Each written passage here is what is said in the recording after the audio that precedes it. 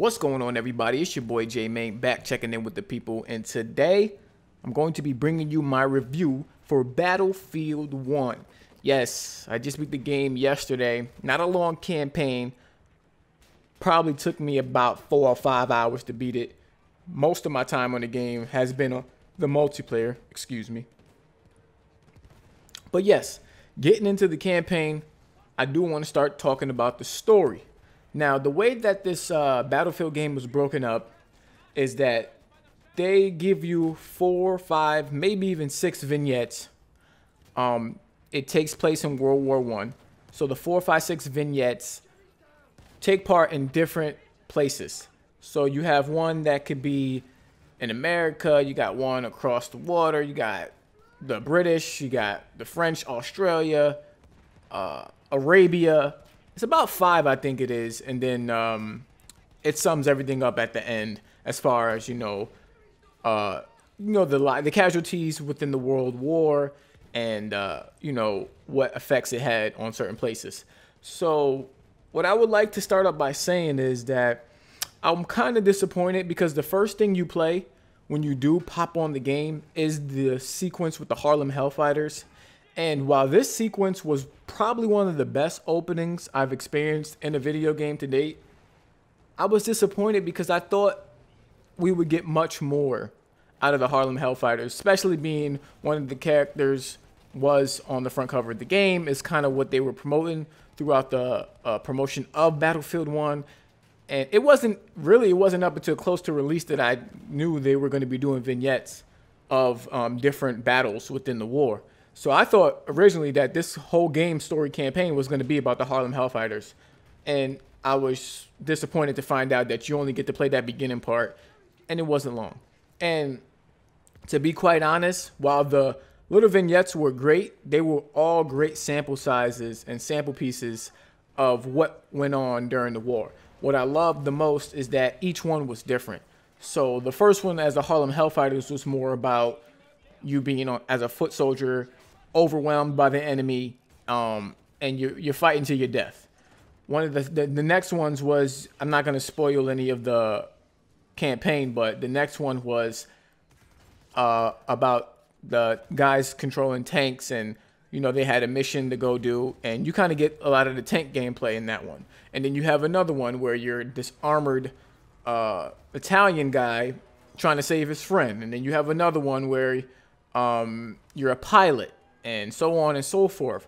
So each one was different, and I love that about it. But it almost felt like a tease with me because you get so wrapped up into the story and the characters, and then like that, it's over. And that is actually a compliment at the same time because they did a great job with the characters, the voice acting, just learning about different aspects of the war, the World War I, and what side is fighting what side, and what's taking place. They did a great job with covering those tracks, but it all felt like it was just a little sample, and then they snatched it right from you. So it definitely keeps you on your toes, and I definitely enjoyed it, but it just all was too short for me. Some people like it like that for first-person shooters, but I feel like it's so much of a story to tell here with the World War I that it kind of left me wanting more with the campaign. Moving on, I want to talk about the sound. Now, I have to give credit to DICE, EA, that team over there, because since, I don't know, I didn't get into Battlefield, really into Battlefield 4, and since that game, moving forward, you got Star Wars Battlefront and now Battlefield 1. Hardline, I played a little bit, but just talking about those 3 games, they have some of the best sound effects in video games, period. I think I want to crown them as the king of the sound. They capture the sound and make you feel as if you are there. If you have a nice surround sound system, please crank that thing up because you're going to hear everything. Like the bombs go off, your sound goes in and out, you got people screaming, shouting, planes above your head, tanks going crazy. You even get all types of enemy, guns and noises and sounds from there. And the music on top of that makes you feel like you're in a dire situation. Like, they do a great job with capturing the sounds from whichever era the game takes place in. Even with Star Wars Battlefront, they did A1 sound for Star Wars Battlefront, and even going back to Battlefield 4. So they just keep raising the bar when it comes to sound, and I don't think any other game is topping what DICE has been doing when it comes to sound. And I think they really need to get credit for the work they have done. The music is phenomenal. Like I said before, it really captured the moment, the vibe of, you know, the war. So sound, great. Visuals and performance. I had some big issues here.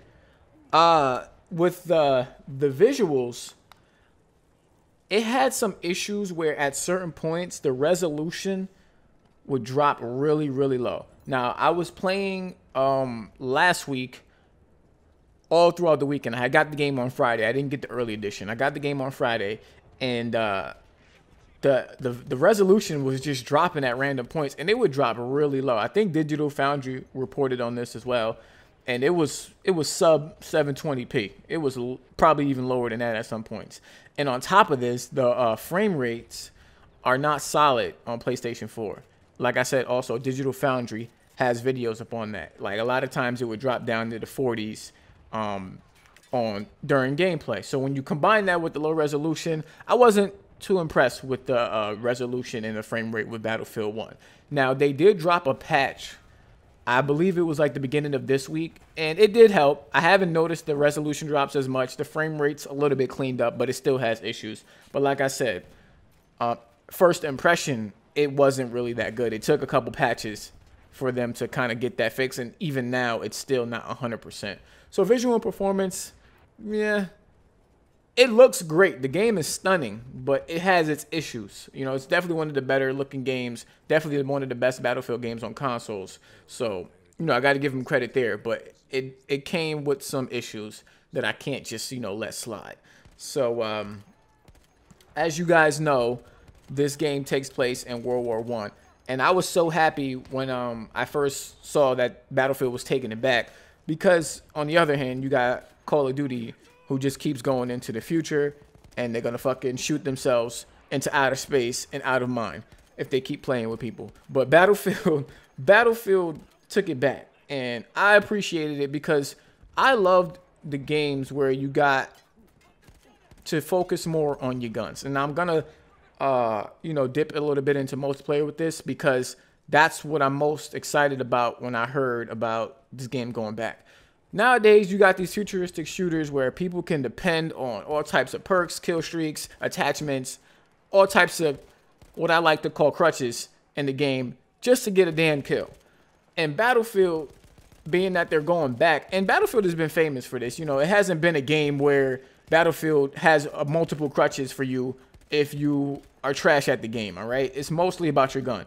And with this game going back to World War I, it just highlights that. It makes the game more about the guns, and even the guns aren't the best of guns. You know what I'm saying? You got the single fire rifles, you got some of the old style submachine guns, you got some of the old style light machine guns, which the accuracy aren't the best. The power, on the other hand, is pretty damn good. I really love the single fire rifles. I usually play as the medic on multiplayer. One being because you can't trust nobody in multiplayer. Savages will watch you die and walk over your body as a medic, and just not pick you up. It takes 2 seconds to pick somebody up on Battlefield. They'll just walk over your body and watch you die. So I had to be the medic so I can, you know, heal myself and help others out, because I'm that type of player. I like to do my job, you know, whatever class that I pick. So I play as the medic, and you usually get the single fire rifles, and they're good. Like, you know, they don't have the you know, the scope attachments like the newer games, but you do you get used to the iron sights, you know what I'm saying? Because everybody has to deal with it. And, you know, as you progress in the game, you unlock newer weapons, some with faster fire rate. You got some with better damage, better accuracy. You know, you just pick and choose what you like the best. So the guns being older is a plus for me. And the Battlefield maps. The map on the beta wasn't that good for me. It was kind of too open, and a lot of snipers. It basically became a snipe fest on that map, and it got kind of boring because you couldn't run anywhere without getting sniped. But the other maps within the game are phenomenal. They did a really good job with, you know, giving you a nice variety of maps. And some of them you can, you know, you play through in the story campaign. So it was pretty dope seeing how those tied into the campaign as well. Yeah, just overall, it feels good to be back in you know, the World War setting when it comes to playing multiplayer and the gameplay style of Battlefield 1. You know, you got the classic game modes like Conquest, Domination. I believe Rush has been in Battlefield as well before. They did add some new modes, which War Pigeon was one. War Pigeon is actually pretty dope. Basically, War Pigeon is you start as, of course, 2 teams, and each team has to fight for a pigeon, a messenger pigeon, however you want to call it. And you have to take this pigeon and bring it back to the base in order to deliver an artillery message. And whoever does that first gets the artillery message. And this message basically drops artillery on the map, killing everybody. And whoever brings it back gets all of those kills. So it can get lopsided at times if your team sucks, where the team is just grabbing the pigeon and bringing it back over and over and over on you. Kind of reminds me of Plunder from Uncharted. But if you have a pretty good team, this game can go back and forth a lot, and it becomes really fun. Another new mode that they added was Operations. This mode is crazy. It has like some story elements to it at first. You know, they got a couple cutscenes, but basically what this is it takes place across 5 different maps. And what's dope about it is basically it's like attack and defend. You got your attack side who has to come and capture the bases, and the other side is trying to defend. What's dope about it is that when the enemy does capture the bases, they control that area and everybody gets pushed back to the next one. And in the distance, you can see the other map that you were just at. Like I said, it takes place across five different maps, if I'm not mistaken. And it's so dope because, like I said, you can see the map being destroyed behind wherever you were just at. So it makes it feel like it's a real all-out war, and you got to fight for your life and fight for the bases. And when you do get pushed back, you got to run all the way back and get to protecting the next one. So I thought those 2 modes that they added were pretty good for the multiplayer, and definitely spiced it up, made it, you know, a little bit different from, you know, the casual, you know, regular modes that they give you, like TDM and stuff like that. So yeah, man, overall I have been really enjoying Battlefield 1.